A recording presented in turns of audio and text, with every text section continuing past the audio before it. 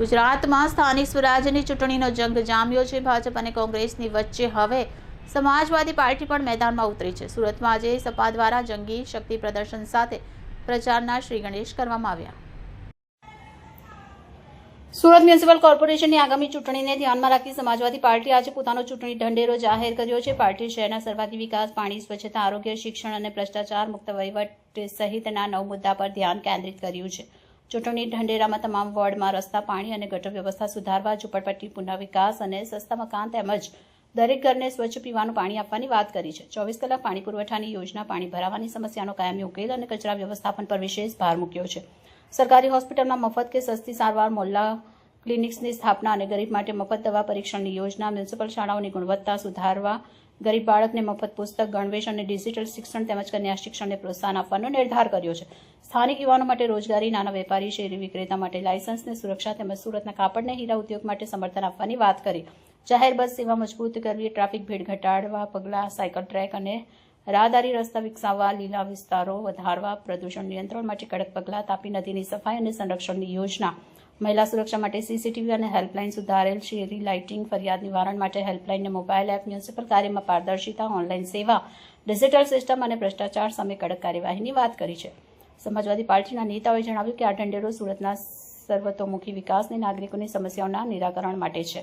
આ પ્રસંગે પાર્ટીના ઉમેદવાર મંસૂર અહેમદ, નૂર મોહમ્મદ, શહેનાઝ બીબી, અહેમદ મિયા શેખ, ઇરફાન યુનુસ શાહ, મરિયમ બીબી, મોહમ્મદ ઇરફાન, ગુલામ રસૂલ મલિક, અબ્દુલ કાदिर, आरजुबी, रवूफ शाह, मोहम्मद शाहिद अच्छा, सैयद इरफान अली, कुलसुम शेख, परवेज मुल्तानी, अब्दुल्ला खान पठान, साजिद सैयद, उस्मान गनी, राशिद अहमद हाजिर रहा था। नमस्कार, मंसूर चश्माला समाजवादी पार्टी उम्मीदवार वार्ड नंबर 28 और मेरे साथ में पूरी टीम है। हम लोग ने पूरे सूरत शहर के अंदर 20 उम्मीदवार उतारे हैं। काफी कुछ कारणसर प्रचार में लगे हुए इसलिए वो नहीं आ पाए, तो मैं मीडिया वालों से माफी मांगता हूँ। हमारा मिशन एक ही है कि सबको देखा बारी बारी है, समाजवादी पार्टी की बारी। देखा आप लोगों ने कि पिछले टर्म के अंदर जो कॉर्पोरेट चुन के गए थे, उन्होंने सूरत शहर के सलम एरिया के अंदर और दूसरे एरिया के अंदर कोई भी विकास का काम किया नहीं है। इसलिए हमारी पार्टी जीत रही है। लोगों का बहुत अच्छा प्रतिसाद है कि समाजवादी पार्टी को लाओ, नई सरकार बनाओ। जय हिंद, जय भारत, जय समाजवाद। मारा मीडिया मित्रों भी नमस्कार તમને પણ બરાબર। હવે અમે સમાજવાદી પાર્ટી તરફથી કહીને કઈ નવું લાવવા માટે ઉમેદવારી નોંધાવી છે। આમ તો શહેરના અંદર ને ભારતના અંદર બધા બહુ રાજકારણના અંદર રમત રમી રહ્યા છે અને લોકો એમ કે અમે આ કરીશું તે કરીશું બરાબર, વિકાસના કામો થઈ રહ્યા છે અને રોડ રસ્તાના કામ પણ થઈ રહ્યા છે, પરંતુ અમારે સમાજના અંદર જે એકદમથી સમજદારી નથી અને લોકોના અમારા સમાજના અંદર लोगों दस्तावेजों अंदर बराबर कोई ठिकाना नहीं, ये બધા કામો કરવા માટે હું આગળ આવ્યો છું।